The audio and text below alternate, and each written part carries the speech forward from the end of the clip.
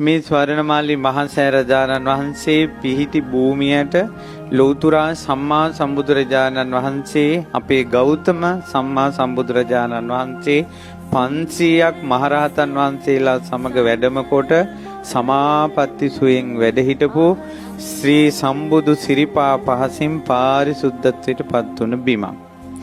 ඊළඟට බුදුරජාණන් වහන්සේ මොහොතේ මෙතන මහා ශාල කියලා දිව්‍ය පුත්‍රයෙකුට කියා හිටිනවා. දිව්‍ය පුත්‍රය අනාගතයේ භාග්‍යතුන් වහන්සේගේ වැඩිමනක් ධාතු තැන්පත් මහා සෑය ඉදි වෙන්නේ මෙතන.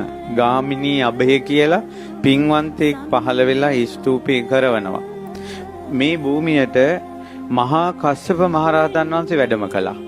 මේ භූමියට සාරිපුත්ත මහ මුනිදුන් මුගලන් මහ මුනිදුන් වැඩම කළා. ඉතින් මහා කස්සප මහරහතන් වහන්සේට මේ කාරණා හොඳට මතක හිටියා. ඉතින් බුදුරජාණන් වහන්සේ ලංකාවට වඩිනකොට එවකට මේ භූමියේ මිනිසුන් නැහැ. ඉතින් මේ භූමිය බුදුරජාණන් වහන්සේ වෙනුවෙන් වෙන් වෙච්ච භූමියක් විදිහට කටුරොහොල් ඇති වෙලා කාටවත් අපිරිසිදු කරන්න බැරි විදිහට මේ භූමිය වෙන් වෙලා තිබුණා. මිහිඳු මහරහතන් වහන්සේගේ වචනේ මිහිඳු මහරහතන් වහන්සේ සපු මල් අරගෙන දේවානම්පියතිස්ස රජුරු ඉදිරියේ මේ භූමියට ඉස්සා මේ පොළොව කම්පා වුණා. ස්වාමිනී අයි පොළොව සෙලුනේ. මහරජා අනාගතේ මහා ස්තූපයක් ඉදි වෙනවා මෙතන. තුන් ලෝකේටම අසදෘස ස්තූපය. ඉතින් ස්වාමිනී මම කරන්න නෑ. ඔබට ගොඩක් කටයුතු තියෙනවා. ඔබගේ මුණුබුරෙක් ඉන්නවා ගාමිණී අබේ කියලා අනාගතේ. එතුමා තමයි මේ ස්තූපය කරවන්නේ. අන්නේ විස්තරේ ලියලා මේ කණුවක හිටවලා තමයි දේවානම්පියතිස්ස රජුරෝ මේ භූමිය වෙන් කළා තිබ්බේ. ඉතින් දුටුගැමුණු මහරජුරෝ තමයි 28ක් යුද්ධ ජය අරගෙන මේ අනුරාධපුරයට පැමිණ බෝධීන් වහන්සේ වන්දනා කළ එනකොට අශ්වයා තමන්ගේ පාලනයෙන් ගිලිහිලා ඒ අශ්වයා කැලෑ වැදුනා මේ පැත්තට.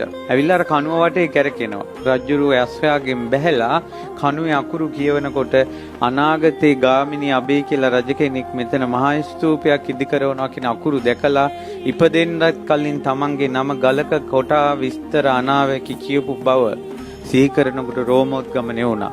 ඊට පස්සේ ගල් කණුව අයින් කරවලා මේ භූමිය සමතලා කළා. දසමහා යෝධයන් මහා ඇතුන්ගෙන් මේ භූමිය හදලා මේ රුවන්වැලි සෑයේ උසටම ගර්භයේ උසටම පොළොව ඇතුළට චෛත්‍යය තියෙනවා. මොකද මේ පේසාවල්ලු තුනේ උස පමණටම 9 ප්‍රමාණයක් පොළොව ඇතුළට ගිදා බැහැලා තියෙනවා. හේතුව ගෞතම බුද්ධ ශාසනයේ අසද්දෘස මහා සෑය දඹදිවවත් නෑ මෙහිම සෑයක්. දෙව්ලොවවත් නෑ බ්‍රහ්ම ලෝකේවත් නෑ. අසද්දෘස මහා සෑය සමාන වෙන්නේ නෑ. ඉතින් නාග ලෝකෙන් තමයි ධාතුන් වහන්සේලා වැඩැම්මුවේ. ඒ ද්‍රෝණයක් ධාතුන් වහන්සේලා. ද්‍රෝණයක් කියලා කියන්නේ බුදුරජාණන් වහන්සේගේ සම්බුදු සිරුරේ සම්පූර්ණයෙන්ම තිබ්බේ ද්‍රෝණ 8යි. 8න් එක පංගුවක්ම මේ ස්වර්ණමාලී සෑරජුන් තුල වැඩ සිටිනවා. තුන් ලෝකේ කිසිම ස්තූපයක තරම් ධාතුන් වහන්සේලා වැඩ සිටින්නේ නැහැ. ඒ නිසා මේ උතුම් ස්වර්ණමාලී මහා සෑරජුන් තරම් ආනුභාවයි. ඒ වගේ භූමියක තමයි අද ඔබ මේ පින්කම් කරන්නේ. එදා ලංකාවේ වී වේලා ගන්නවත් ඉරව්ව වැටුන්නේ නැහැ කියනවා. අහසේ කසාවතක් ඇතුරුවා වගේ කියනවා රුවන්වැලි සෑයට සංඝයා වැඩපු දවස. 96 කෝටියක් පිරිත් කියද්දින් තමයි ධාතු තැන්පත් උනේ. මේ රම්මැලි මහා සෑයේ මුදුනේ බුදුරජාණන් වහන්සේගේ සම්බුදු සිරුර මැවිලා බුදුරැස් විහිදුවා මිනිසුන්ට ප්‍රසාදය ඇති කළා. ඒ වෙලාවේ එතන වැඩ හිටපු උතුම් රහතන් වහන්සේ නමක් ඒ සද්ධාවෙන් ඉන්න මිනිසුන්ට ධර්මයේ දේශනා කළා. 30000ක් පිරිස මඟඵල ලැබුවා. 40000ක් ගිහි පිරිස යහපතටපත් වුණා. ඒ වගේ මේ භූමිය මාර්ගඵලලාභීන් බිහිවෙච්ච තැන. මේ රුවන්වැලි මහා සෑයේ මළුවේ රහතන් වහන්සේ නමක් හිටපු නැති තැනක් නැහැ. ඊළඟට ඒ දුටුගැමුණු රජුරෝ මහරහතන් වහන්සේලාගේ අනුග්‍රහයෙන් මේ සෑයේ 3 වතාවක් පැදකුණු කරලා ওই පේසා මල්ලු මට්ටමින් උඩට නැගලා ධාතු ගර්භයට බැස්සා. දොරකින් නෙවෙයි ඇතුල් වෙන්න තියෙන්නේ, උඩින් බහින්න තියෙන්නේ මේ සෑරජානන් වහන්සේගේ ධාතු ගර්භයට. එහෙම උඩින් බැහැලා ඇතුලේ තියෙනවා ගොඩාක් රන් රිදී මුතු මැණික් පාසාන වලින් බුදුරජාණන් වහන්සේගේ මුළු බුද්ධ ශාසනයම අඹලා තියෙනවා ඇතුලේ. බාතිය කියන රජුරෝ මේ සෑය ඇතුළට ගිහිල්ලා තියෙනවා ඉරිදියෙන්. දෙවියන්ගේ උපකාරයෙන්. ඒ ගිහිල්ලා ඇවිල්ලා කියලා තියෙනවා මේ රුවන්වැලි සෑ මළුව වගේ මළු 4ක් ඕන කියනවා ඇතුලේ තියෙන පිළිම ටික එළියට ගත්තොත්.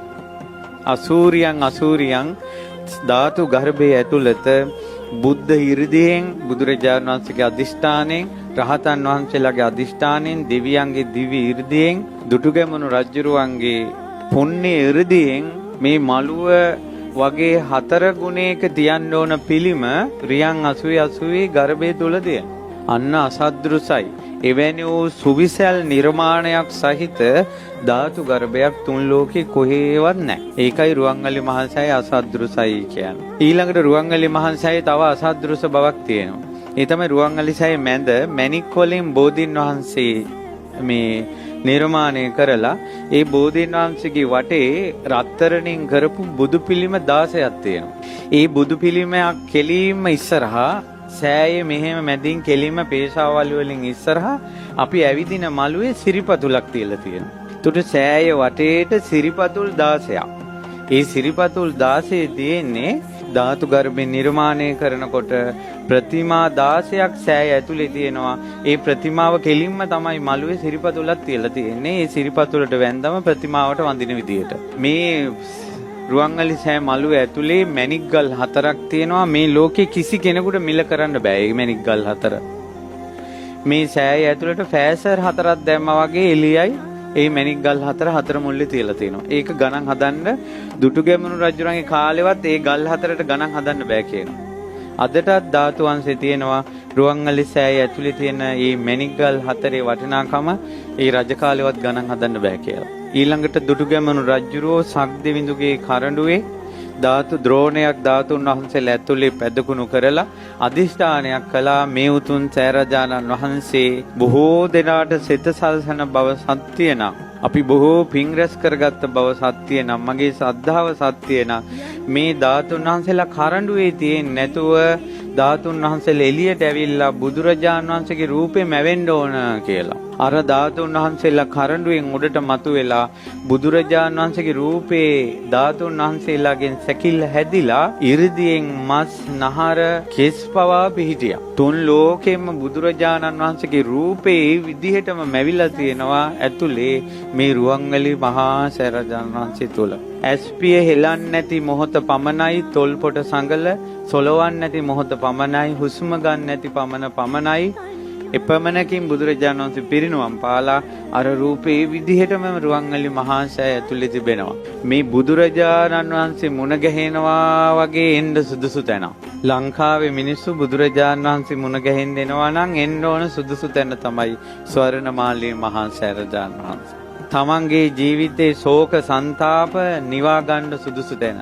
ඉතින් බොහෝ දෙවි දේවතාවුන් වහන්සේලා 330 පැයි මා මේ බණ කියන මොහොතේ පවා දෙවියන්ගේ දෙව්ලොව කෙනෙක් හෝ බඹලොව කෙනෙක් හෝ නාලොව කෙනෙක් හෝ මනුලොව කෙනෙක් හෝ අනිවාර්යෙන් සෑය වදිනවා. මේ රුවන්වැලි මහා සෑය හිස් නොවන මොහොතක් නැහැ. අපි රෑ 10ට ගේට්ටුව වැහුවට ඒ ගේට්ටු මිනිසුන්ට වැහුණට දෙවියන්ට බඹුන්ට නාගයන්ට යකුන් රකුසන් ආදී කිසි කෙනෙකුට ඒක වැහෙන්නේ නැහැ. ඒ නිසා තමන් හරි පන්සිල් පද පහේ තමන් රැකිලා ඉන්නවා නම් තමන්ට බුදුරජාණන් වහන්සේ ගැන තියෙන ආදරයේ සෙනෙහස සත්‍ය නම් තමන් මලක් හරි පුදන්නේ අවංකව නම් මේ සෑරජානන් වහන්සේ වැඳලා තමන්ට පිහිට ඉල්ලන පමාව ප්‍රමාණවත්. ඒ බුදුරජාණන් වහන්සේගේ පිහිට ගන්න තමන්ගේ හදවත සද්ධාවෙන් මුදහරින්න ඕන. අවංක ශ්‍රද්ධාවක් තියෙන්න ඕන බොරුව නැතුව. ඊළඟට පන්සිල් පද පහවත් රකින්න මහන්සි ගන්න ඕන. අමාරුයි තමයි කරගන්න අමාරුයි. නමුත් අවංක මහන්සිය. ඊළඟට දන් හැන්දක් බෙදුවත් අවංකව කරනකම. ඒ වගේ මිනිසොන්ට මේ සෑ මළුව පැදකුණු කරන දෙවියෝ ඒ අයට පිහිට වෙන්න ඉල්ලීමකුත් නැතුව. ඒ තරම් මහා සෑය බොහෝ දෙනාට සිත සලසනවා.